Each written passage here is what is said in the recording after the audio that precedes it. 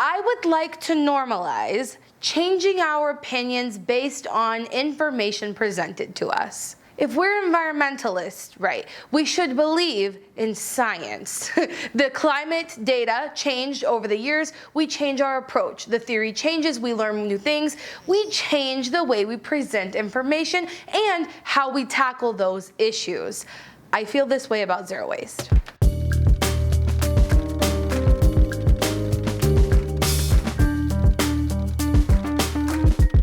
Personally, my message on my channel has always been that we should take the entire footprint of something into consideration and not just its afterlife.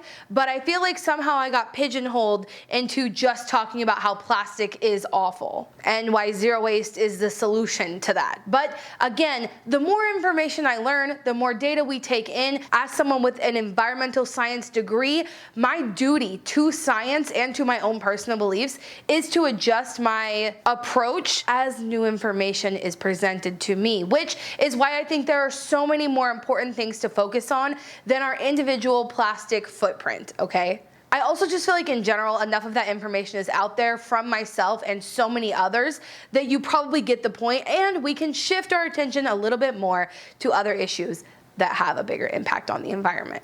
And I want to give a huge thank you to today's sponsor, which is Skillshare, an awesome online learning community with over 30,000 courses that is, might I add, completely ad-free. We'll talk more about them later, but if you're interested in jumping ahead, you can check the link at the top of the description to get a 1-month free trial to Skillshare. And after that, it's only about $10 a month to maintain your membership. So check them out and let's jump into things we should be talking about instead of zero waste.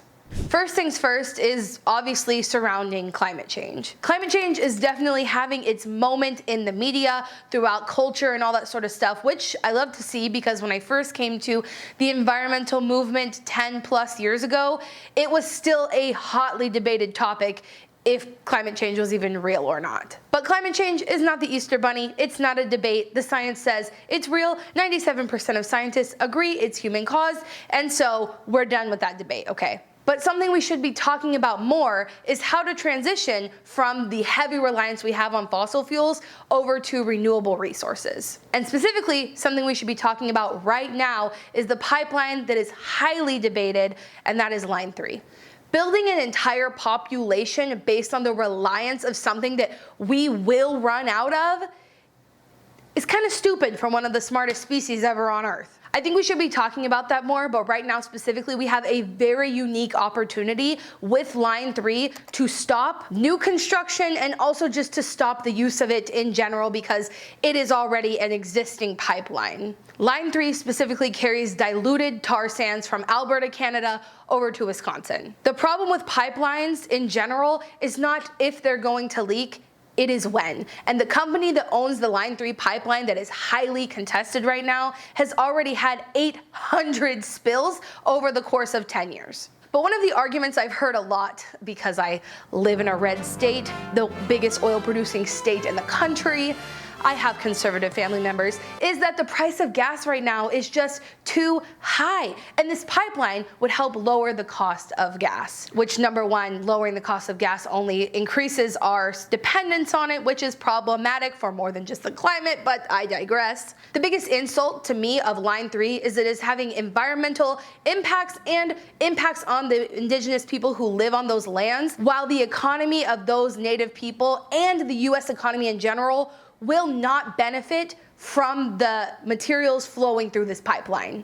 The fossil fuels are coming from Canada and being transported to Wisconsin, but number one, the diluted tar sands is not the material that creates gasoline. That's just an incredibly false statement. And number two, those fossil fuels are going to be sold in China. They're not even sold in the US. So this does not only have environmental impacts and impacts on the people who live near these water sources where this pipeline will inevitably leak, but we're taking all the risk without any of the reward. This is not only an environmental issue, this is not only something that leftists and environmentalists should give a shit about, it's something that everyone should care about because we are exploiting our resources and our people, even when that is done for economic gain. This is not even that.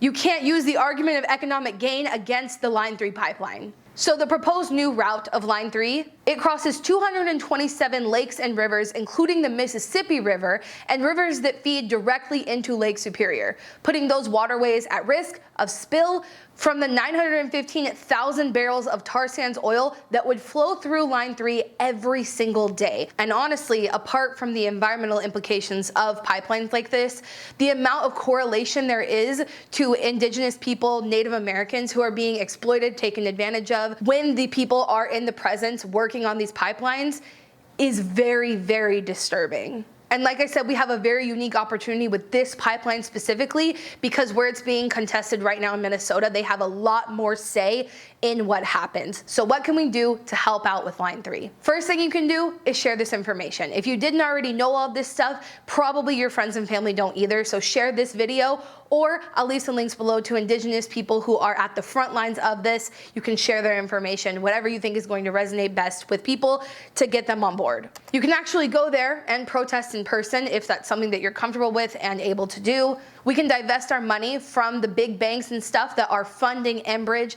I'll leave an image right here on the screen of who is funding this pipeline. We don't want our money going towards those things, so removing your money from those businesses is also a really great way to protest not only Line 3, but pipelines in the future. We can sign petitions, which again, I'm going to have linked below, the petition that hundreds of thousands of people have already signed to help fight against this pipeline, and we can donate. So I'm going to be matching your donations to Honor Earth in honor of this video. I'm also going to be giving all the money I make from this video from the sponsor to Honor Earth to help fight against the Line 3 pipeline. All you need to do if you want your donation matched by me is go to shelbizleee.com/donate, submit a screenshot of how much you donated to this organization. I will match it with my own money.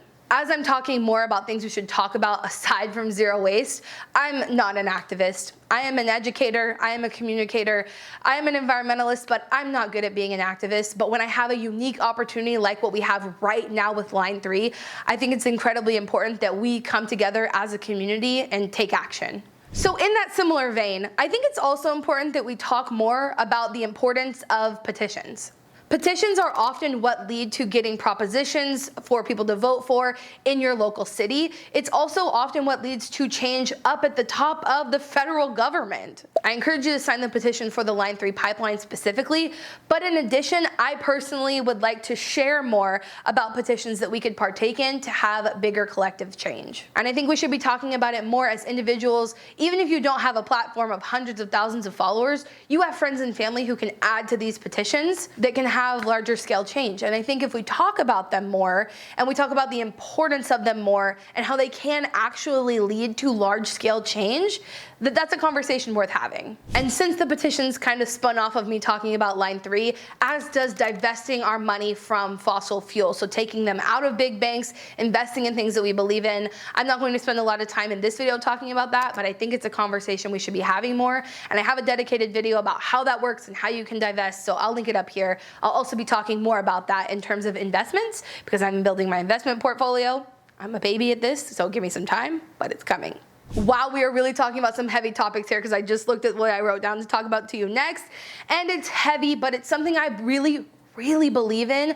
I just don't talk about it more. I don't really know why, but it's money in politics. All across the board, I personally believe that money in politics is where you can pretty much point to and say, this is the reason. I've obviously focused on individual action a lot on this channel because it's what I personally feel I have control over, and for my anxiety, doing things I have control over and not focusing on the things that I don't have control over is good for my mental health.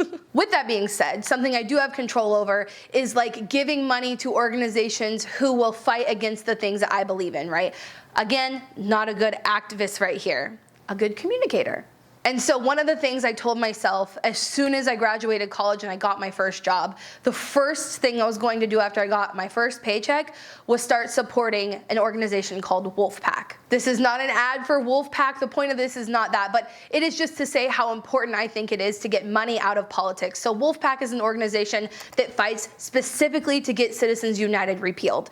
If you don't know what that is, I know this is heavy, okay? Stick with me. Citizens United is basically a piece of legislation that said that money is speech for corporations. It has allowed billionaires, corporations, all sorts of people with power to give money to fund campaigns for politicians. And I personally believe that if you look at the track record of politicians, how they vote and stances they take is very heavily tied to who put money in their pockets and funded their campaigns to get them into power. I think until we get money out of politics, we will not be able to have as big of an impact as if it were not a factor. Free and fair elections, I think, will lead to what we actually need to have big, large-scale change. And like I said, since the first day I got my first paycheck, it's something I have believed in and tried to fund to fight against. Our politicians who are meant to represent us, representing the wealthy class, because those are the people who put them in power, it's a really big issue that definitely needs to be talked about more. For me to be full-fledged supportive of a politician, they have to have fighting against Citizens United at the top of their list. And I think we should talk about it more, because as big oil and gun manufacturers and private prisons donate to the people in power, even though it's not legal for them to directly say, I'm going to do this if you give me this money, I think it's very clear that we can draw connections to what these people are supporting and what they're not, based on who put them in power. Okay, let me take a step back from the really heavy topics because we've been heavy, okay? Let me do something a little bit lighter. I think we should talk more about nonprofits that are worth supporting, right? So as we sit here and talk about things we can do outside of zero waste, and I continue to tell you I am not a good activist, how can I make a difference? And I think a lot of times it's through effective altruism, which there's a lot of debate about what that is. But to me personally, I think giving a portion of my income to nonprofits who are doing the work that I myself cannot do, but I fully believe in, is an effective way to make a change. I actually made a whole blog post of organizations I think are worthy of you giving your money to on a reoccurring basis, because that's how these people are able to plan for what they can and can't do, right? Budgets based on monthly donations. And I'd love for you to check that out. I'd also love if you let me know in the comments which nonprofits, organizations you personally feel comfortable supporting and why. I'd love to hear that in the comments. I can add it to my blog post, and that's actually why I try to do things like this via my website, because as more information comes out, I can update it. I don't have to make like a whole new video or something. So I probably won't make a video dedicated to nonprofits and organizations, but you can always bookmark the blog post that's linked below to check out anything that I'm able to update that with. But I think just overall, as we get more and more into having larger scale change, if you're like me and you have social anxiety and you're not a great activist, then another way to actually support those efforts is to be able to donate. And obviously not everybody can do that, but if it is something you're able to do, I think we should talk more about what organizations are having bigger impacts and things like that. Thank you so much for going on this deep dive with me. I have more things I think we should think about other than zero waste, so I will make another part to this series, but I want to give a huge thank you to the sponsor, which is Skillshare. They're amazing, so let's talk a little bit more about them. If you're subscribed to my newsletter and you've seen my secret videos, link in the description, you know I am in big need of self-care recently. So I'm really excited to tell you about this course I actually found through Skillshare called The Ultimate Self-Care Playbook. Discover and nurture your centered self. I think this is really, really cool because self-care is different to everyone, but this is kind of a great overview. It's by Jonathan Van Ness, and since it's over on Skillshare, there are no ads you have to listen to, and you can start taking this course right now with the link in my description with 1 month free trial to Skillshare. And since Skillshare offers membership with meaning, you can connect to fellow creatives and enter a community of encouragement, communication, and inspiration. So if you're ready to start learning, make sure you check the link at the top of the description. The first 1,000 people to click my link will get a free month to Skillshare's membership.